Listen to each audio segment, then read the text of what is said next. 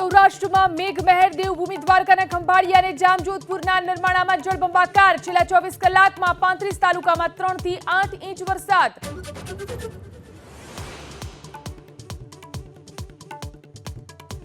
જામનગર, દ્વારકા, ગીર સોમનાથ અને રાજકોટ જિલ્લાના જળાશયો અને નદીઓમાં નવા નીરની આવક। જામજોધપુરનો સોગઠી અને રસાલા ડેમ ઓવરફ્લો।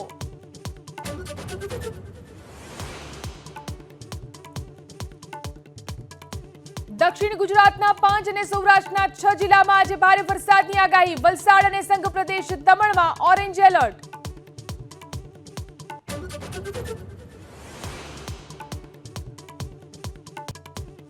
કચ્છના ચોપડવા પુલ પાસે બુટલેગર બેફામ। યુવરાજસિંહ જાડેજા નામના શખ્સે એલસીબીની ટીમ પર જીપ ચડાવવાનો કર્યો પ્રયાસ। સ્વબચાવમાં એલસીબીનું ફાયરિંગ। બુટલેગર સાથે કોન્સ્ટેબલ મીતા ચૌધરી હતી સવાર।